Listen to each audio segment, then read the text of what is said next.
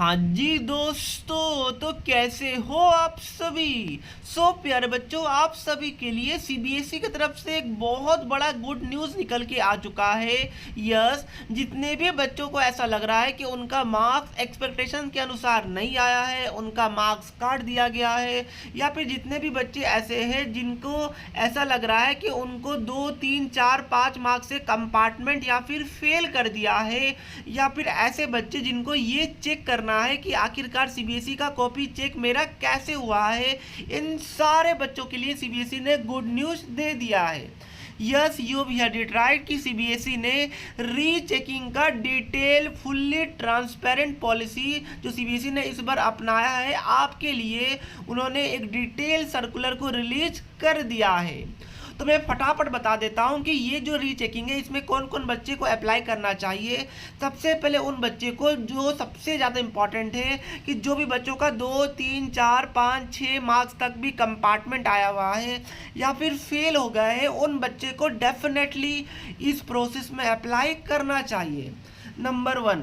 Number 2, उन बच्चे को अप्लाई करना चाहिए जो बच्चे को लग रहा है कि कम से कम जो उनका एक्सपेक्टेशन था उससे कम 4 मार्क्स से लेके 5 मार्क्स कम से कम आया है।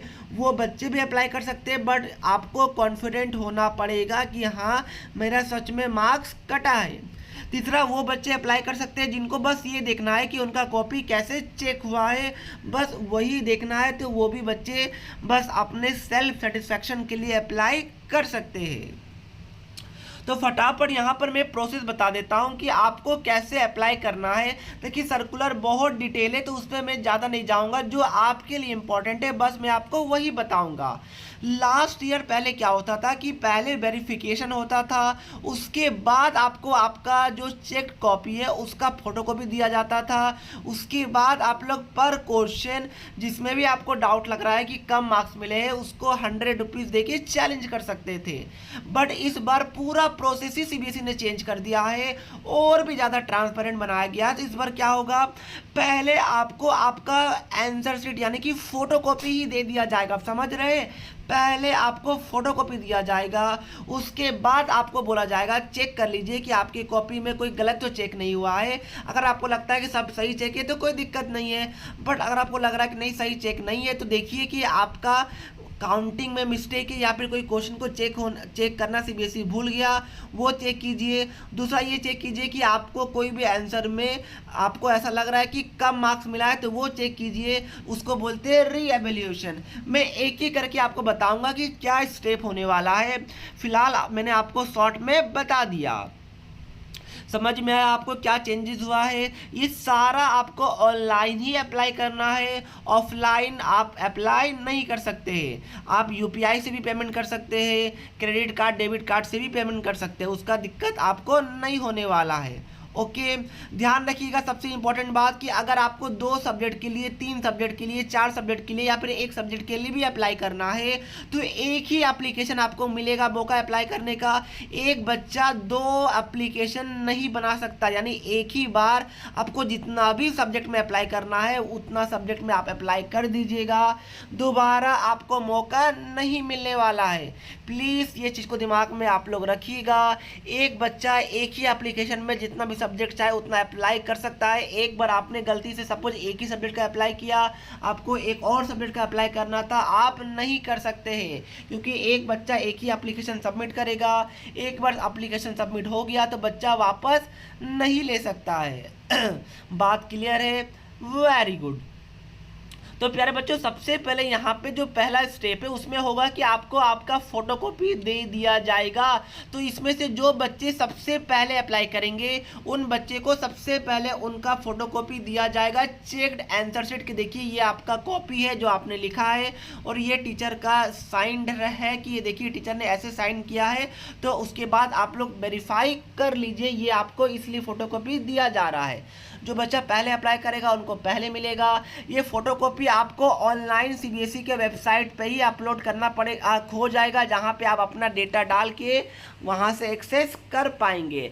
ध्यान रखिएगा, कोई भी फोटोकॉपी आपके ऑफलाइन एड्रेस पे हार्ड कॉपी के फॉर्म में नहीं भेजा जाएगा, ऑनलाइन पीडीएफ के फॉर्म में ही उसको अपलोड किया जाएगा। क्या बात क्लियर है? Very good.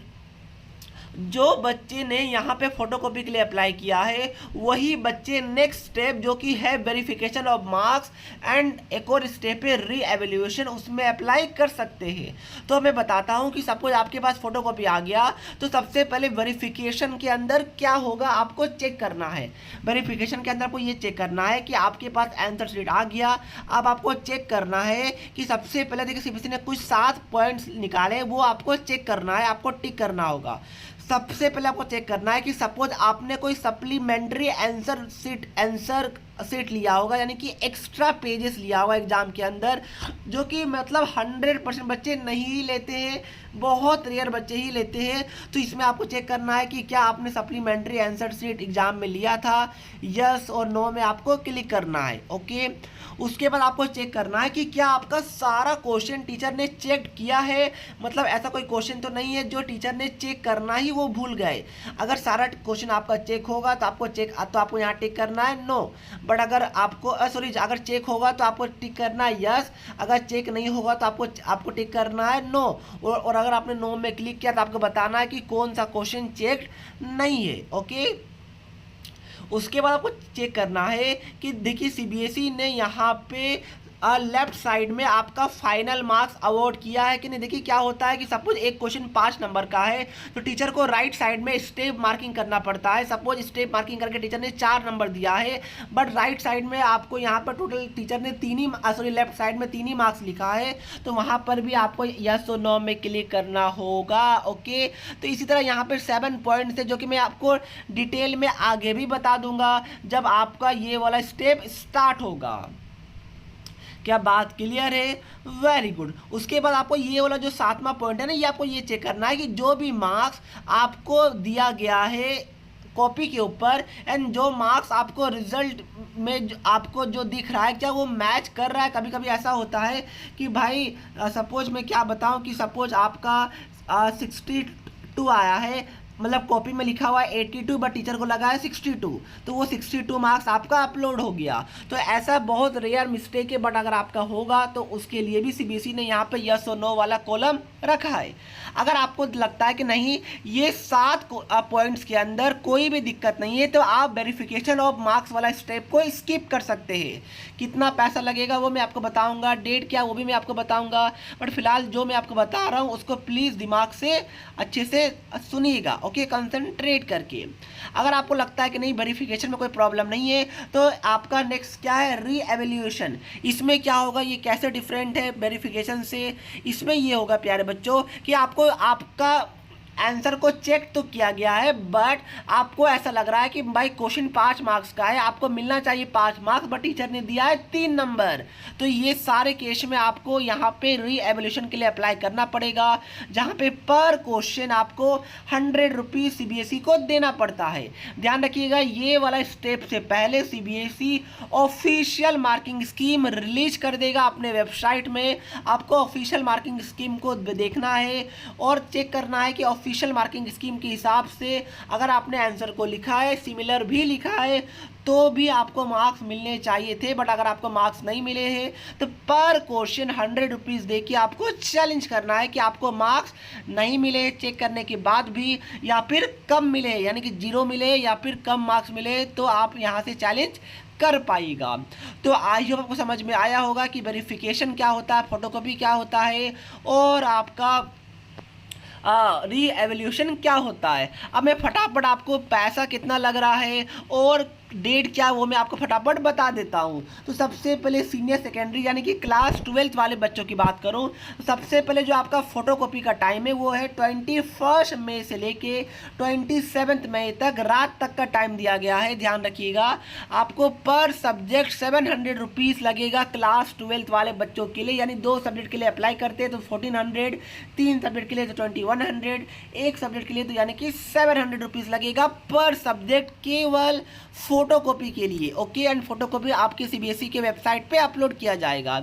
ये 12th वाले में बच्चों की बात कर रहा हूँ। उसके बाद आपको अगर आपको चेक करना है कि अगर मैंने आपको बताया कि अगर आपको वेरिफिकेशन करवाना है तो आपको 500 रुपीज़ फिर लगेगा पर सब्जेक्ट में। जो जो सब्जेक्ट में आपको वेरिफिकेशन करवाना बस वही सब्जेक्ट में आपको 500 रुपीज़ देना पड़ेगा।